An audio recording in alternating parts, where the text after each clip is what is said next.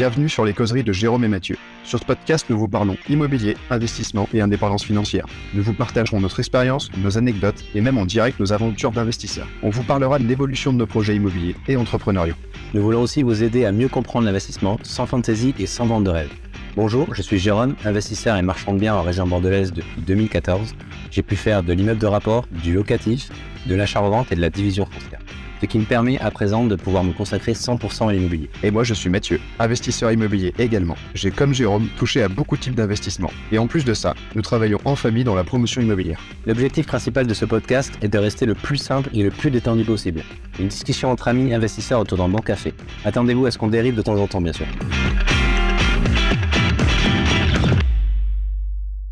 Bienvenue dans ce nouvel épisode de JM Show. Aujourd'hui, on va vous présenter une nouvelle personne sur un thème complètement différent avec l'immobilier, mais qui va vous apporter quand même beaucoup de choses.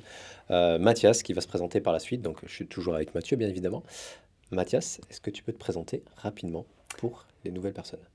Eh bien, avec plaisir. Donc, moi, je me présente, je m'appelle Mathias Brunel.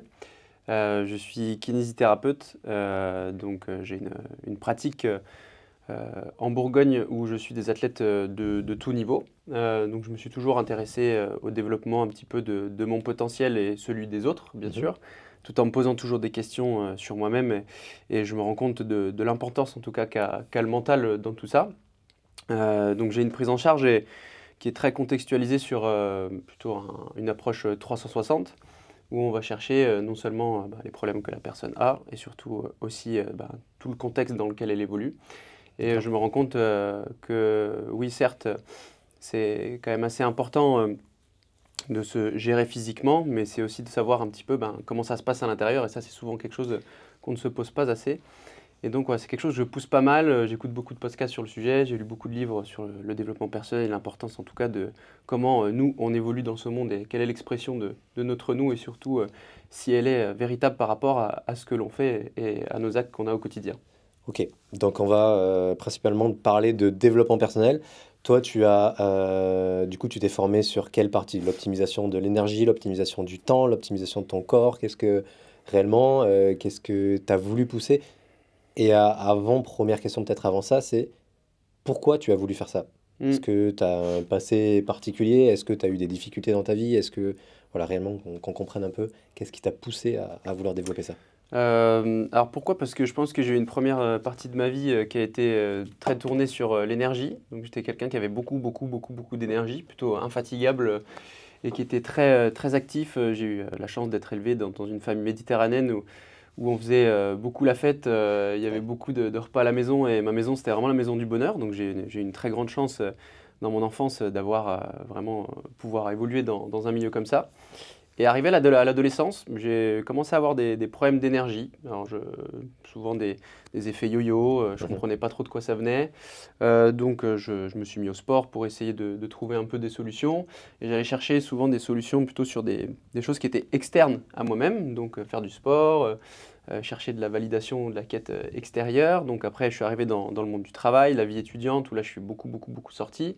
Donc là, l'énergie, c'était encore pire, puisque je faisais, on va dire, pour ainsi dire, n'importe quoi. Ouais, tu as de l'énergie dans la soirée, mais le lendemain et les jours à venir, tu n'as plus d'énergie, il n'y a plus personne. Il n'y a plus personne, sauf que je n'avais pas conscience, en fait, que le bonheur, ça ne se sécrète pas que par des choses qui viennent de l'extérieur et que ça devait commencer par nous-mêmes. Et puis à 25 ans, vraiment grosse phase de down où je me suis posé beaucoup de questions. Ma vie était quand même tournée beaucoup autour de la fête et je me suis rendu vraiment compte que c'était peut-être pas forcément ça et la bonne manière d'y parvenir. Et donc j'ai commencé à couper un peu toutes les sources négatives que j'avais du coup identifiées et que je ne pensais pas négatives jusqu'ici, où je ne m'en rendais pas compte parce que je n'en avais pas conscience. Et après, j'ai commencé à m'intéresser au développement personnel, à me poser des questions et en fait, j'ai compris que le moi profond était extrêmement important et surtout comment je pouvais optimiser ça pour me sentir de mieux en mieux. Puis j'ai continué et puis au final, maintenant, je m'intéresse à tout ce qui est productivité, comme on disait, et puis se sentir bien, surtout se sentir bien soi pour encore mieux exprimer les choses par rapport aux autres, quoi. Tout à fait. C'est un sujet, moi personnellement, c'est un sujet qui m'intéresse. Ça fait pas si longtemps que ça fait 3-4 mois. C'est pour ça qu'avec Mathias, on avait pas mal accroché sur ce sujet-là parce qu'on s'était rendu compte, enfin je m'étais rendu compte qu'il avait pas mal de connaissances et qu'il s'était énormément formé là-dessus. c'est un point qu'il faut réellement pas négliger. Pourquoi? Parce qu'en fait, quand on se met à travailler, quand on est dans l'entrepreneuriat, ce qu'on veut, c'est travailler peut-être moins, mais efficace, de façon à pouvoir avoir plus de temps possible, plus de disponibilité, que ce soit pour nos amis, pour profiter, pour voyager, pour notre famille. Donc c'est vraiment hyper important de mettre ces choses en place. Donc c'est pour ça qu'avec Mathias, on trouvait ça intéressant d'en parler. Parce qu'il y a la partie immobilier, comme on parle régulièrement avec Mathieu, c'est une chose, mais une fois qu'on a les connaissances dans l'immobilier, c'est OK, comment je peux essayer d'optimiser au maximum, moi, mes compétences, mon corps, mes qualités, pour le matin, quand on travaille, être le plus efficace possible, avoir le plus d'énergie possible, parce que c'est bien d'avoir toutes les connaissances possibles et inimaginables dans l'immobilier. Mais si on se lève on se couche à minuit complètement bourré tous les soirs et on se lève le lendemain à 11 heures tous les matins, ben on n'arrivera à rien, clairement. Donc, se former sur soi-même, c'est réellement la base pour pouvoir avancer dans l'immobilier ou dans l'entrepreneuriat, bien évidemment. Tiens, moi, il y a un truc qui m'a fait halluciner, c'est qu'on a parlé l'autre jour quand on s'est rencontrés. Enfin, on s'est déjà vu avant, mais on a passé du temps ensemble chez Simon. Et tu nous as parlé un peu de ton process de gestion, de ton planning, de tous les trucs que tu as mis en place. Et j'aimerais bien qu'on en parle un peu, faire un peu un truc assez rapide, parce qu'on n'a pas beaucoup de temps, de condenser de comment tu arrives à organiser tout ça. Et est-ce que ça a été genre hyper dur de passer de je suis un énorme tougher, enfin excuse-moi si j'exagère, mais un gros tougher. Franchement, tu peux y aller. Je pense Ok, donc je suis passé du tougher ultime, genre à l'organisation millimétrée que tu as, où moi juste tu m'as décrit tout ce qu'il y a dans ton... Enfin, comment t'organiser ta gestion de tâches, ta gestion de temps, et juste ça déjà ça m'a semblé insurmontable. Ben, une fois de plus, c'est quand même issu de problèmes à la base. C'est que, vu que j'avais beaucoup d'énergie, je voulais faire tout le temps, sauf que c'est pas possible. Et je me suis rendu compte que l'énergie, c'est quand même ce qui est moteur de tout ça. Donc c'est pour ça que j'ai commencé à m'intéresser à comment l'optimiser et essayer de faire en sorte que je me sente plutôt en forme le plus clair de ma journée et pour être en pleine énergie pour faire des projets de sens. Et je me suis rendu compte que l'organisation, c'est vraiment avoir 10 coups d'avance pour avoir de moins en moins besoin de travailler dans l'urgence, qui du coup est assez énergivore, et qui du coup me permet aujourd'hui d'avoir quasiment plus d'urgence. C'est-à-dire que j'ai des temps qui sont dédiés à l'urgence, où là je vais vraiment faire un petit peu n'importe quoi, répondre à des messages, traiter des mails, aller traiter des urgences, des rendez-vous urgents. Bien sûr, quand il y a des urgences absolues, je les traite et j'arrête de faire ce que je dois faire. Et après, vraiment des phases où je vais avoir des phases de concentration intenses qui sont plutôt réparties dans des moments où j'ai une énergie qui est propice à ça. Et donc, c'est tout le travail que j'ai fait avec la productivité et l'organisation qui m'a permis en fait de savoir un peu quand est-ce que j'avais plus d'énergie ou moins dans ma journée, parce qu'on a des rythmes. J'ai découvert aussi un petit peu quel était mon rythme de sommeil naturel, chose que je ne savais pas du tout, parce qu'avant j'étais complètement décalé, explosé, et j'en avais pas du tout conscience. Et en fait, je me suis retrouvé maintenant, aujourd'hui j'ai plus de coups de barre, j'ai plus de coups de pompe, et je suis en pleine énergie tout le temps parce que j'ai aussi, je réfléchis en fait à la fin de ma semaine, je me prends 2 heures chaque semaine, ce que j'appelle la revue hebdomadaire, et qui est issue en fait d'un livre qui s'appelle la méthode GTD. Et c'est une méthode intéressante, hein, mon organisation, c'est un ensemble de plein de choses que j'ai pu acquérir, et en fait j'en ai fait un petit peu mon process à moi, comme tu le décris. Et je prends 2 heures chaque fin de semaine et je détermine, ok, qu'est-ce que j'ai à faire la semaine prochaine, quelles sont les priorités, les urgences, des choses comme ça. Et ensuite, je répartis et en fait, je vais planifier dans ma journée en me laissant bien sûr des moments de libre, des moments où je fais mon sport. Et surtout, d'ailleurs, je commence par ça maintenant. C'est-à-dire que je commence par ce qui va me donner de l'énergie pour ensuite aller en dépenser, chose que je ne faisais pas avant. C'est-à-dire qu'avant de rentrer dans l'entrepreneuriat, en fait, j'étais pressurisé par le boulot. Je faisais des semaines de fou. Et franchement, j'étais explosé parce que le travail, c'est de l'énergie. Et là, en fait, j'essaye de bien répartir ce qui va m'en donner, ce qui va m'en prendre, de savoir les structurer, les organiser. Ça m'a beaucoup aidé, en tout cas, dans déjà ma productivité et surtout en faire beaucoup plus en beaucoup moins de temps et surtout avec beaucoup moins de pression et de stress et choses qu'avant, en fait, je voulais tout faire. Et en fait, je réfléchissais pas, puis je fonçais, puis en fait, j'étais dans le brouillard tout le temps. Et ça me faisait vriller, c'est-à-dire que je coupais jamais en fait. Le soir, je sortais et puis putain, faut que je fasse ci, faut que je fasse ça. Et en fait, maintenant, j'ai une espèce de cerveau externe dans lequel tout est posé. Ça peut paraître un peu fou comme ça et ça fait peur au premier abord, c'est sûr, quand on n'y est pas sensibilisé. Ah j'avoue, quand tu m'as parlé de ton planning, ça m'a fait, ça m'a fait des frissons, tu vois. Mais ça, c'est une manière de faire. Et avant, j'ai justement expérimenté je planifie pas du tout. Ça a été un vrai carnage parce que moi, j'ai pas la faculté de tout retenir. Mon cerveau, il a des idées, mais il ne les retient pas. Et c'est ce que d'ailleurs dit le mec dans son livre. Il dit, OK, le cerveau, on est fait pour avoir des idées, mais on n'est pas fait pour les retenir. Après, ça dépend, il y a plusieurs facteurs. Tu prends Thomas de Training Therapy, lui, il n'est pas du tout dans cette mouvance-là où il va se dire, j'ai une idée, je l'applique tout de suite. Et ça fonctionne comme ça, c'est sa manière de fonctionner. Ouais, chacun Moi, a je peux sa pas, manière de faire, c'est parce ça. que ça me bouffe la vie, en fait. Donc, il faut que je me crée des temps dédiés où, OK, là, je réfléchis, là, je fais mon sport, là, je suis en train de me reposer, là, je récupère, là, je retravaille. Et après, bah, là, je suis temps avec ma famille, c'est famille, c'est-à-dire que j'arrive, là, à 19h, le tel, j'ai coupé, j'y touche plus, je n'y pense plus avant le lendemain matin parce que j'ai posé en fait toute ma journée du lendemain, ça a été fait et ça me permet du coup de passer une excellente nuit parce que du coup, j'ai pas en fait des idées qui viennent, qui fusent, chose qu'avant, en fait, j'avais beaucoup de mal à trouver le sommeil parce que je me faisais tout le temps niquer par ça, quoi.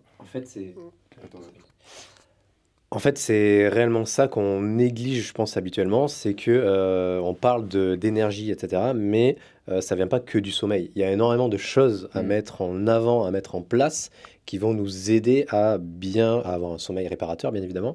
Donc, il y a la partie, comme tu disais, énergie, il y a la partie mentale, il y a la partie stress, il y a la partie évacuer, booster sa dopamine, ce genre de choses, qui permet de pouvoir dormir dans des bonnes conditions, se coucher dans des bonnes conditions, parce que l'énergie et l'optimisation de l'énergie, c'est le travail de longue haleine sur toute la journée, en fait.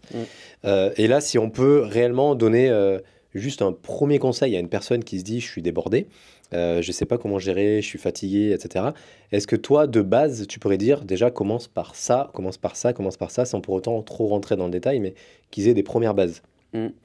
Alors, une première base, c'est moi, ce qui m'a beaucoup aidé, c'est de mettre l'important avant l'urgent.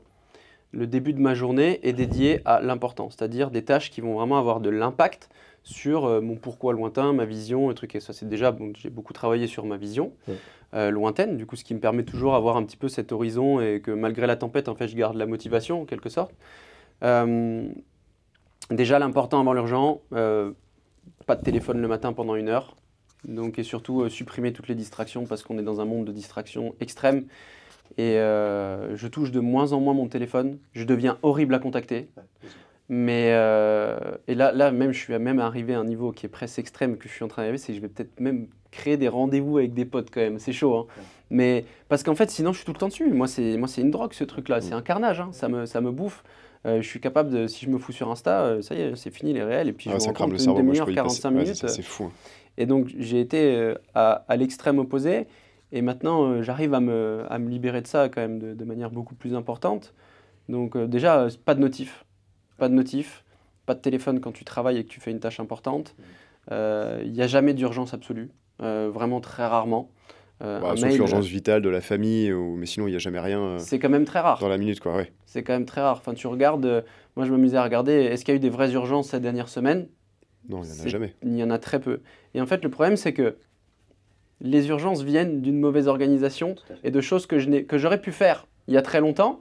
Et comme je ne fais pas, je me dis j'ai le temps, je ne l'ai pas planifié, ça devient une urgence. Est-ce que justement tu peux définir l'urgence et l'important vraiment dans ce cadre-là? Parce que parfois c'est un peu difficile de cerner exactement ce que ça pourrait être un truc important et un truc urgent pour toi. Vraiment concrètement dans ton boulot de kiné ou de tous les jours. Un truc important, moi ça va être terminer la formation de kiné, machin. Donc ça c'est priorité, j'ai besoin de toute mon énergie, de ma disponibilité mentale parce que c'est quelque chose de créatif.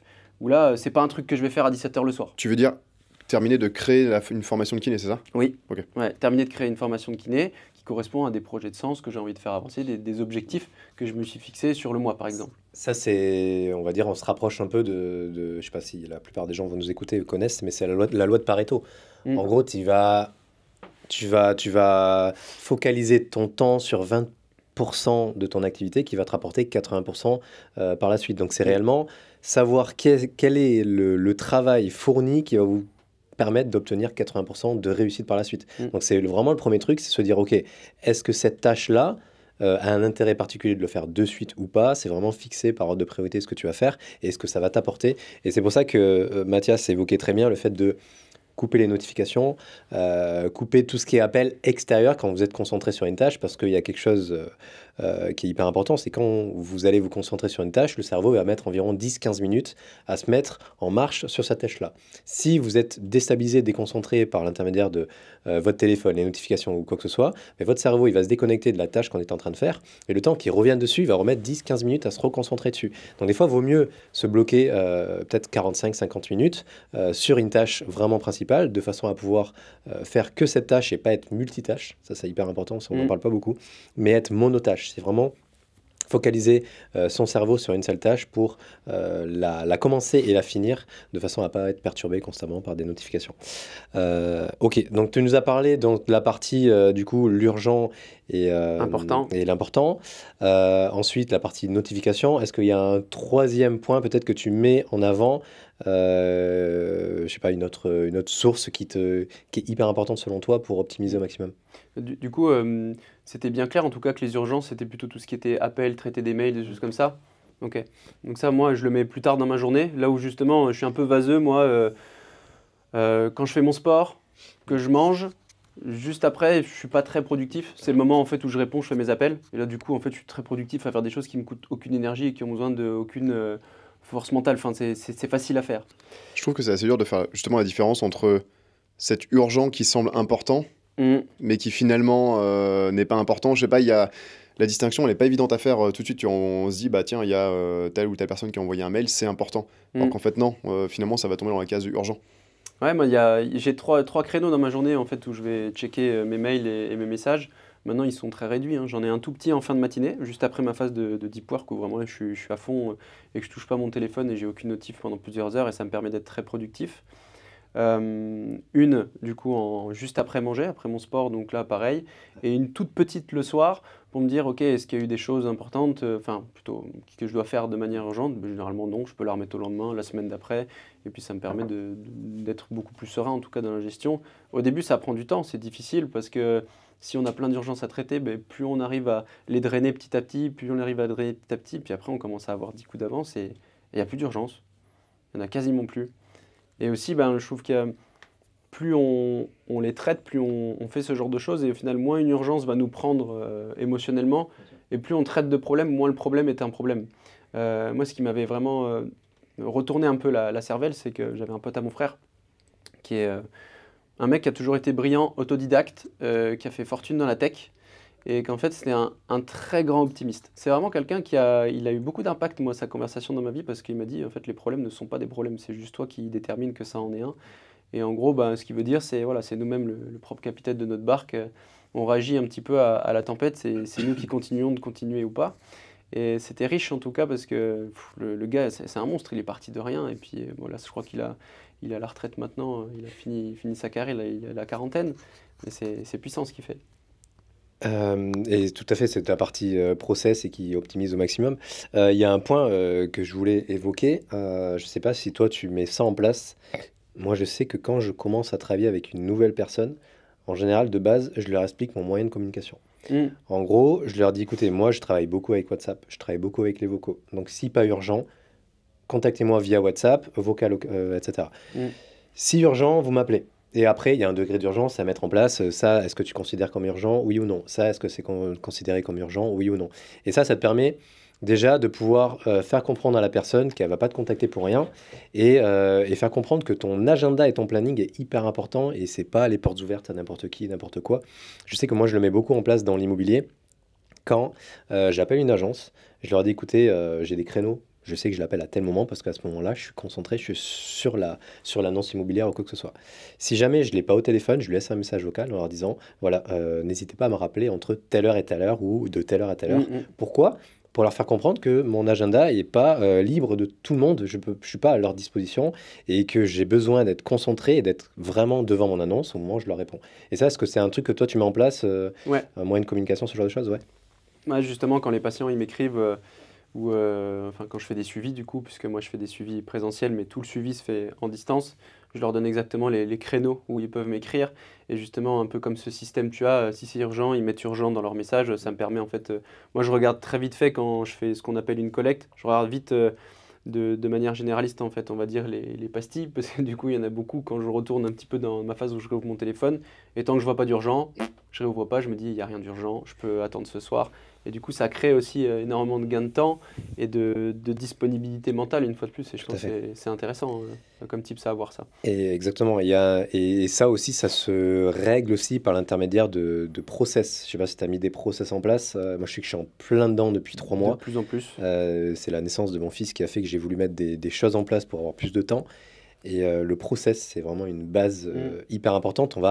En fait, en gros, c'est quoi un process? C'est passer du temps à réfléchir à toutes les hypothèses et toutes les problématiques qui peuvent éventuellement se présenter pour résoudre ces problèmes-là de façon où le jour où ça arrive, on n'est pas embêté. Je sais que moi, je suis en plein dedans. Hier, j'ai eu des problèmes sur des logements parce que je suis en train de mettre des process en place et du coup, on est en train de tout affiner.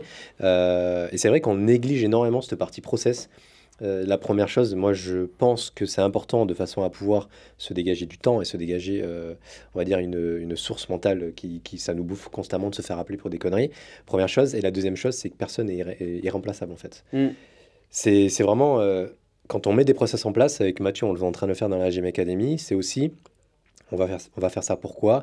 Parce que le but, c'est de déléguer cette tâche. Donc, à partir du moment où le process est mis en place, si Mathieu ou si Jérôme n'est pas là, on sait très bien que ça peut être fait par une autre personne parce qu'il y a des process en place.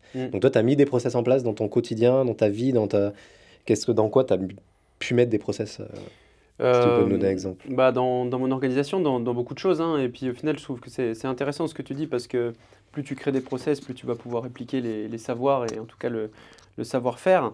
Et après, c'est plus facile, toi, de grandir et de pouvoir déléguer parce que c'est important. Moi, je pense, un peu. J'avais des mauvaises croyances sur le fait qu'il fallait déléguer. En fait, c'est juste parce que j'étais pas bon moi-même. Et en fait, meilleur tu es organisé avec toi-même, meilleur tu es dans tes process, comme tu dis, en fait, c'est là que tu peux plus facilement grandir parce que les bases, elles sont solides, en fait. C'est ça qui est important, d'avoir des bases solides, savoir s'organiser, gérer son énergie. Et ensuite, on grandit et généralement, on fait les choses dans le mauvais sens. On fonce, on s'épuise, et puis on duplique. Et après, il faut aller chercher tout le travail qu'on a fait, en fait, qu'on aurait dû faire dès le début, mais on ne le savait pas. Après, ça fonctionne aussi, mais c'est juste que ça va coûter de l'énergie à un moment donné ou à un autre. C'est juste, choisis quand est-ce que tu veux la dépenser ou pas. Moi, je ne suis pas du style, j'aime pas travailler dans l'urgence parce que je suis pas comme ça. Je pense tellement que si j'ai un problème qui est là et que j'ai pas un temps dédié pour le traiter, donc plus moi je suis tranquille et j'ai de moins en moins d'urgence, il peut m'arriver un énorme problème, je le traiterai beaucoup mieux que si j'en ai beaucoup en même temps. Ça, après, c'est une appétence, une compétence peut-être que j'ai à développer, mais en tout cas, je progresse là-dessus. Tu peux justement parler d'organisation, parce qu'on parle de ça depuis tout à l'heure, mais je pense que ceux qui écoutent, ils ont du mal à mesurer un peu ce que tu mets exactement en place. Et je sais que tu nous as décrit vraiment l'organisation de tes journées et surtout comment tu planifiais tes journées de la veille. Tu as une histoire de vie de cerveau aussi. Est-ce que tu peux rentrer un peu en détail là-dessus? Déjà, faire une journée type, vraiment les blocs que tu as prévus dans ta journée classique. Tu vas pas une journée training therapy school, vraiment. Ouais, bien sûr. Quand tu dois taffer, comment tu fais ça et comment tu l'organises? Le matin, je me lève. Après, moi, j'ai toujours des petites routines d'énergie. Je suis un peu extrême, c'est-à-dire je me lève et je dis ok, c'est quoi mon niveau d'énergie entre 0 et 10. Et puis si je suis pas au-dessus de 7, généralement je vais faire soit de la respiration, si je suis en dessous de 7, pardon, je fais de la respiration ou de la mobilité facile. Généralement, ça me permet de remonter. Tu le détermines comment ton niveau d'énergie? Genre, tu ouvres je les me yeux lève, sur ton oreiller Ouais, je me lève, je prends 10 secondes et puis je me dis que je me sens comment là. Et généralement, il y a un petit truc qui dit ouais, c'est bon, nickel, on y va, on va tout détruire. Ou j'ai pas bien dormi, je suis pas, c'est mauvais rêve, machin, truc comme ça. Là, je pense que j'ai besoin de temps pour moi pour démarrer. Parce que je suis comme ça, en fait. Voilà, il y a des gens, ils n'ont pas ces problématiques-là. Moi, oui. Du coup, c'est toujours ce travail d'écoute de soi et de recherche de se comprendre et un petit peu comment on fonctionne. Et évidemment, la douche froide, moi, ça me met toujours d'équerre. Ça, c'est un truc. Tous les matins? Ouais, tous les Tu matins. fais comment? T'arrives froid pendant une minute? Ça dépend. Des fois, j'ai vraiment pas envie. Je commence un peu par de la douche chaude. Et puis après, douche froide. Et quand je suis en pleine énergie, douche froide direct. Quand mon cerveau, il me chie un peu dessus, là, du coup, je suis un peu plus. C'est pas qu'un truc d'influenceur, quoi. C'est pas qu'un truc d'influenceur. Et une fois de plus, c'est relou. Enfin, on est là, oui, la douche froide, il y en a. Ok, moi je dis rien, essaye. Et vois si ça on en a parlé, tu vois. Moi, je commençais à peine à le faire quand on en a parlé. Réellement, tu vois, moi je dors beaucoup moins depuis 3 mois, 4 mois. Et pourtant, dans ma journée, je n'ai jamais de coup de barre, tu vois, réellement, tu vois. Donc, on en a pas mal parlé. Et la douche froide, tout le monde en parle, les influenceurs, comme on dit, tu vois. Mais tant que les gens n'ont pas essayé, n'ont pas testé, en fait, ça envoie une information à ton cerveau qui fait que directement, tu es en éveil total, en fait. Quand tu sors de là, tu es complètement réveillé. Ça te fait un boost en dopamine qui est non négligeable. Donc, c'est Ça m'arrive aussi de faire comme toi, de commencer par du tiède et de finir par du froid. Le froid direct, en plein été, j'y arrive. Là, en cette période, un peu moins, tu vois. Ouais, Donc, c'est pas cool en ce moment. c'est pas cool. Ouais, c'est pas cool du Le tout. meilleur moment pour se mettre à la douche froide, c'est à la fin de l'été parce Ouais. que tu as la transition en Exactement. fait, hivernale. Il faut ouais. commencer avant parce que les Mm. gens qui commencent maintenant, ils vont jamais le C'est tenir, rude, là. sûr et certain.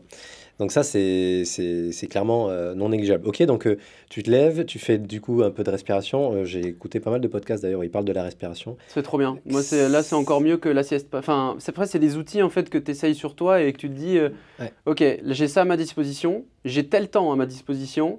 Qu'est-ce que je vais utiliser comme outil pour biohacker un petit peu mon cerveau sur le moment et parce que en fait, j'apprécie tellement en fait être en pleine clarté mentale Ouais. tout le temps que du coup, c'est presque horrible maintenant de ne plus l'être. De ne plus l'être. Parce Ouais, que j'ai passé en fait une très grande partie de ma vie à l'être et j'ai goûté à ça et maintenant en fait tu es tellement plus efficace dans ta prise de décision, tu te sens beaucoup plus serein dans le moment. En fait tu es là quoi. Exactement. Je sais pas, ça Tu es là, crée tu es quelque présent chose. et tu te sens ton énergie vraiment à Et t'es pas 100%. en train de dire oh, je suis fatigué, Exactement. je subis, j'ai pas envie d'être là. Enfin, je sais C'est pas. le pire, c'est un entrepreneur qui se réveille le matin Non. ou autre. Qui Mais dit, je suis fatigué, j'ai pas envie de me lever, etc.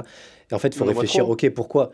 Moi, je sais que je discute maintenant, je m'intéresse beaucoup à ce sujet-là, donc je discute pas mal avec des gens là-dessus qui me disent, je comprends pas, je me lève le matin, je suis fatigué, j'ai pas envie de me lever, etc. Je fais, ok, d'accord, mais toi, tu es en train de réfléchir à ton réveil et à ta nuit, mais est-ce que tu as réfléchi en amont, à ton coucher, à ta journée précédente, comment tu as mangé, comment tu as bu, est-ce que tu as regardé ton téléphone avant d'aller dormir, ce genre de choses.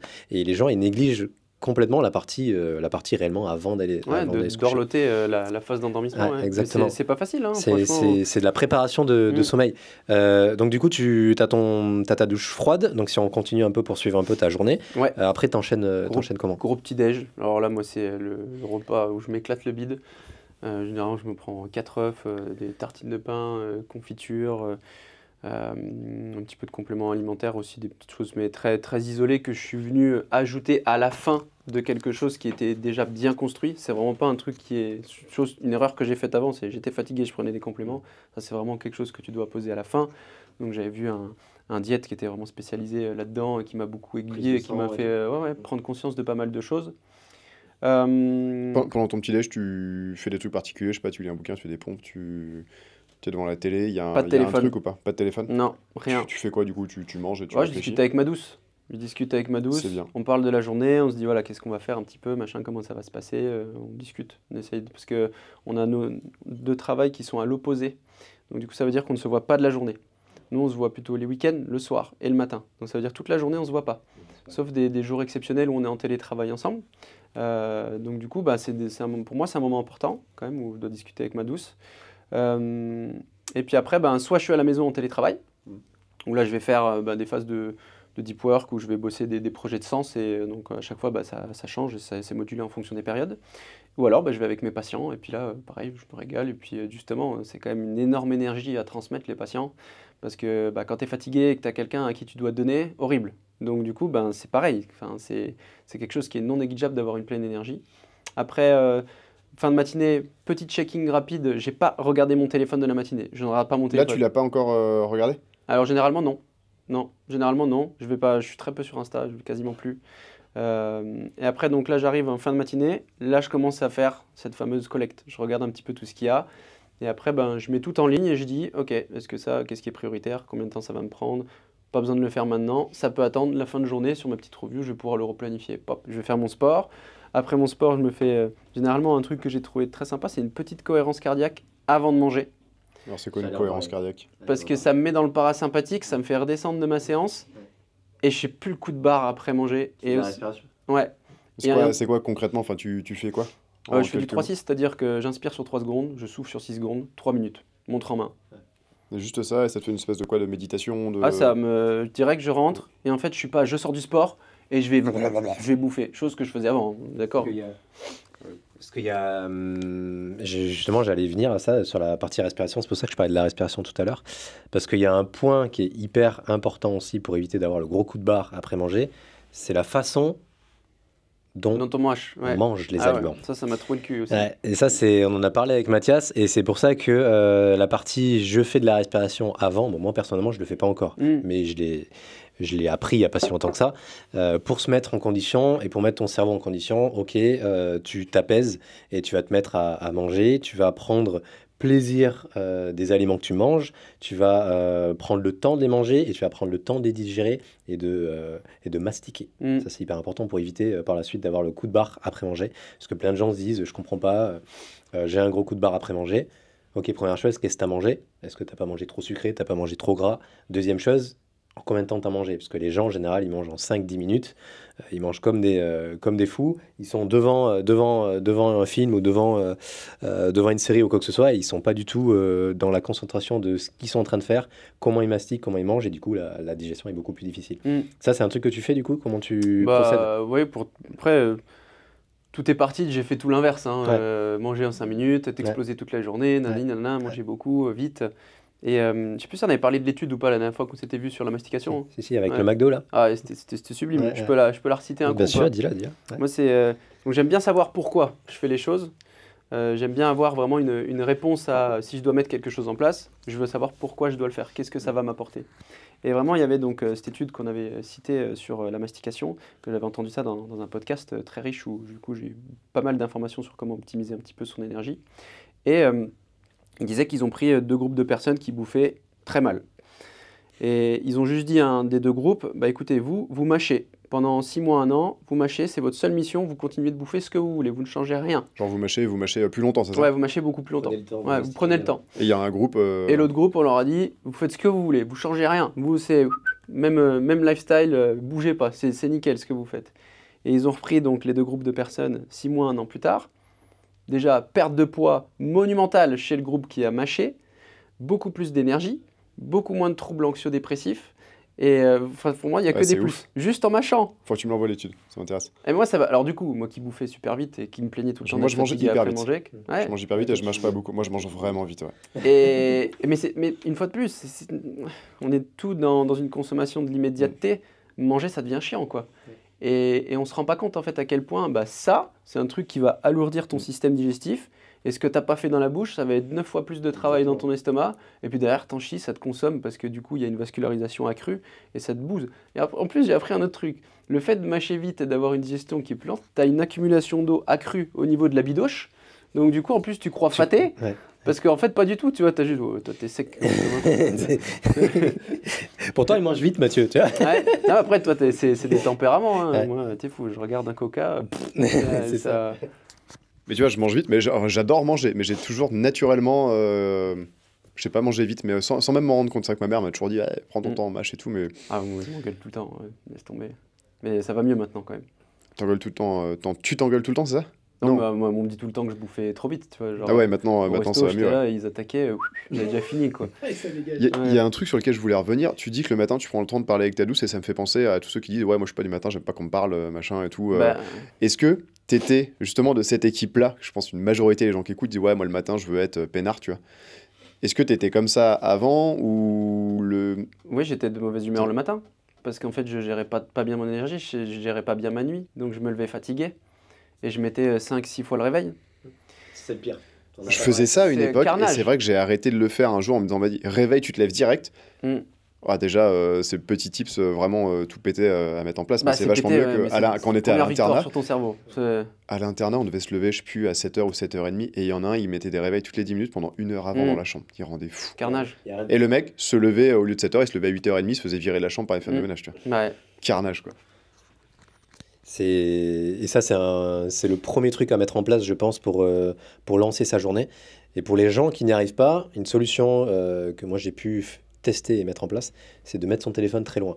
Donc à partir du moment où il sonne, le téléphone, vous êtes obligé de vous lever pour aller l'éteindre. Et si vous levez pour aller l'éteindre, vous êtes levé, c'est fini. Parce que le snooze, il n'y a rien de pire. Franchement, il n'y a rien de pire pour te fracasser. Parce que tu es là, tu t'endors, tu te réveilles, tu t'endors, tu te réveilles. Tu as un cycle de sommeil qui est hyper court. Il y en a beaucoup qui le font, comme disait Mathieu, qui mettent le réveil 1 heure avant pour se réveiller. Ils mettent le réveil à 7h pour se réveiller à 8h. Mais ça, c'est ignoble. Ouais, c'est des solutions qu'on trouve pour contrer la fatigue qui ne sont pas les bonnes au final. Mais moi, il y a un truc aussi qui fonctionne bien, c'est avoir un réveil progressif plutôt que quelque chose de très brutal. Ouais. Donc moi, c'est con, il y a un petit truc qui fait de la lumière petit à petit, le soleil se lève et puis des petits oiseaux qui chantent quand je dois me lever et je suis là limite genre ok, nickel, on y va, quoi. Et ça, c'est C'est vrai que c'est c'était un important ce long que tu combat, dis. ça. La lumière, c'est important ce que tu dis, la lumière, parce qu'on n'en a pas parlé. Mais il y a un sujet qui est hyper important pour envoyer une information à son cerveau. C'est le soir, quand il fait nuit, surtout pas de téléphone, quoi que ce soit. Pourquoi? Parce que ça envoie, en fait, ça envoie une information à votre cerveau comme quoi on est en pleine journée. Donc vous n'avez pas envie de dormir. Idem le matin, quand on se réveille, pour être 100% réveillé, l'idéal, enfin moi c'est ce que je fais en général, pas en période hivernale, mais en période estivale, c'est direct d'aller dehors. Direct d'aller voir le soleil, Bah ouais. direct d'aller dehors. Vous Exposition à la prenez lumière, exposition à la lumière, tout à fait. Pourquoi? Parce que vous envoyez une information à votre cerveau, comme quoi ça y est, c'est la journée, il y a le soleil, tu prends des vitamines D et au moins tu lances ta journée pleinement. Bon, en hiver c'est plus compliqué, malheureusement on vit pas à Dubaï, mais Non. c'est pour ça que c'est important de se coucher en fonction Encore du... Ouais, pas encore. Mathieu, Je sais pas il si y pense j'aurais- de plus en plus. Ouais. C'est pour ça que c'est important de se coucher au moment où le soleil se couche et de se lever au moment où le soleil se lève. Et je pense que la satisfaction vraiment ultime, c'est de réussir à se lever le matin sans réveil, sans rien du tout. Juste que ton corps, Ouais, naturel. naturellement, tu vois. Et Complètement. là, c'est une réussite totale. C'est que ton corps, il se dit, OK, j'ai assez dormi, je me réveille, j'y vais, tu vois. Et parce que, en fait, c'est pour moi, c'est pas naturel de lui imposer un réveil. Si tu es en train de dormir, tu t'imposes un réveil, c'est que tu avais besoin de dormir parce que tu es en train de dormir. Donc l'idéal, réellement, je sais que c'est vraiment dans le meilleur des mondes, que c'est hyper compliqué de le mettre en place, c'est de se réveiller naturellement. Et ça, c'est se coucher le plus tôt possible, bien évidemment. C'est ça que je trouve cool aussi dans l'entrepreneuriat, c'est que le fait d'avoir trouvé un peu cette liberté, où moi je fais partie des professions libérales, donc je pouvais bosser comme je l'entends, ça me permet aussi de trouver quel est mon rythme et comment voilà, je me suis calé sur moi, et ça me permet encore mieux de pouvoir, je peux pas dire servir le monde, mais c'est un peu ça, quoi. Et non, c'est quelque chose qu'on se pose pas assez, et surtout le savoir quel est son biorhythme de sommeil, je sais pas si on en avait parlé la dernière fois, mais Ça parlait de beaucoup de choses la dernière fois. oui, mais le meilleur moyen de savoir quel est ton rythme naturel, c'est que tu pars camper 3-4 jours et tu vois comment tu te lèves et tu te couches naturellement, et ça va te permettre de savoir un petit peu quel est Quand ton dans la biorhythme forêt, je me naturel. réveille avec le soleil tôt. Je sais faire d'expérience quand j'étais au scout. Après, j'étais beaucoup plus jeune, mais je Ouais, me tu réveille couches hyper plus tôt, tôt. et Je tu faisais lèves toujours plus. partie des premiers levés. Par contre, moi, le soir, je tombe. Ouais, toi t'es un Je couche-tôt, tombe lève-tôt. Ouais. Ouais. J'allais dire une saloperie quand tu dis pas de réveil. Je dis si vous rejoignez la GM Academy, on vous apprend comment plus avoir de réveil le matin. Les marketeurs un peu moisis. On a malheureusement pas beaucoup de temps. Et t'as pas réussi à vraiment. Finir la journée. Alors, c'est même pas finir la journée, c'est plus que ça. C'est vraiment quand tu nous l'as décrit. Après, on a passé 4 heures à table à parler de ça. Oui. Et on avait eu la sensation, notamment avec Laura, de se dire ouais, mais attends, mais tout ça. Enfin, en fait, c'est une usine à gaz, c'est hyper compliqué. Ouais, mais bon, Et je suis sûr Ouais. qu'il y a plein de gens qui pensent ça, mais en fait, ça se déjà, oublie. je suis sûr, et moi, même moi, au premier abord, tu te dis tout ça, genre, juste, j'ai la flemme de le faire, même si j'essaie de me discipliner là-dedans et de progresser. Mais forcément, on peut se dire, ouais, mais est-ce que du coup, on s'en rajoute pas plein, on essaie d'optimiser, mais finalement, on s'en rajoute tellement pour optimiser qu'on casse un peu l'optimisation en voulant trop optimiser. Je sais pas si Ouais. tu vois ce que je veux Je dire. vois parfaitement ce que tu veux dire, mais je pense que au début c'est difficile. En fait, ben, consciemment, l'exercice est difficile puisque tu l'as jamais fait. Alors déjà, tu prends conscience des choses, tu prends conscience de l'exercice qui est difficile, et puis bah, plus tu le fais, plus ça devient inconscient en fait. Parce Et que après, tous les soirs, tu prépares ta journée de la veille, c'est ça que ouais, tu fais, non? c'est une petite revue, ça me prend 10 minutes. Ok. 10 minutes en fin de journée, je prends, ok, qu'est-ce qui est arrivé dans mes boîtes d'entrée? Mes boîtes d'entrée, ça va être quoi? Les messages, les mails, le courrier, tu vois, toutes des boucles ouvertes en fait, tu vois, que, ok, il faut que j'en fasse quoi? Et après, bah, il y a une première phase donc, qui est de collecte, où je prends tout ce qu'il y a à faire, et ensuite je dis, ok, j'en fais quoi? Je garde, je jette, ou je remets à plus tard? Simple, hein? Après, je définis niveau de priorité, bah, quelle énergie ça va me prendre, combien de temps ça va me prendre, et après, Qu'est-ce que tu peux garder, qu'est-ce que tu peux déléguer? c'est ça, exactement. Et après, bah, je planifie dans l'agenda en action concrète. Et en fait, ça me permet de se dire, cool, tout ce qui rentre, ma boîte mail, elle est vide. Alors que avant c'était 4 milliards de mails, je pétais un câble. Et en fait, tu l'ouvrais, c'était un stress pas possible parce que tu disais tout ce travail à faire, je deviens fou. Et en fait, non, au début, c'est difficile, ok. Ouais, c'est dur. Franchement, c'est dur. Parce que ça va être une contrainte, mais derrière, sur le temps gagné, je vois pas comment ça ne peut pas fonctionner. Est-ce que t'as pas l'impression après d'être. Enfin, je sais que c'est non, mais t'as pas l'impression d'être prisonnier de ton planning ou prisonnier de ton organisation? Non, parce qu'après, tu as tellement 10 coups d'avance que du coup, ben là, je peux partir 4 jours, pas de problème. Je sais que lundi, j'ai tout planifié, il n'y a pas d'urgence, machin et tout, etc. Et du coup, en fait, chaque seconde de ma journée est en complète présence parce qu'il y a pas le truc qui tourne dans ta tête du Exactement. faut que je rappelle la coiffeuse, faut que j'écrive à Michel de la compta. C'est Tu vois, ça. le truc machin. En fait, c'est vider, c'est ça, c'est en fait essayer d'évacuer au maximum tout ce qu'on a dans notre cerveau et le mettre sur papier ou le mettre sur ordinateur ou quoi que ce soit, de façon à avoir le moins de troubles mental pour être au quotidien à 100%. 55. Ok. Bon, on a dû faire court. Je pense qu'on en fera un autre avec Mathias parce qu'il y a tellement de choses à dire là-dessus. Moi, c'est un sujet qui m'intéresse c'est énormément. très intéressant. C'est hyper intéressant parce que c'est l'optimisation de soi-même. C'est vraiment, quand vous voulez vous lancer dans l'entrepreneuriat, dans l'immobilier ou autre, c'est vraiment hyper important. Pourquoi? C'est ce qu'on disait tout à l'heure. C'est que réellement, ça va vous apporter beaucoup de réussite par la suite, beaucoup de temps. C'est hyper important, le temps, parce que certaines personnes, ils veulent se lancer dans l'entrepreneuriat, dans l'immobilier ou autre. Pourquoi? Parce que ce qu'ils veulent, c'est du temps avec leur famille, du temps pour voyager, etc. Exactement. Et si on met pas des choses en place, réellement, on va se laisser déborder par ce qui se passe au quotidien, par les tâches, par ce genre de choses. Ok, écoute, merci à toi Mathias en tout cas pour Merci de m'avoir donné la parole. cette intervention. C'était toujours un plaisir de pouvoir discuter avec toi de ce Partager. sujet-là.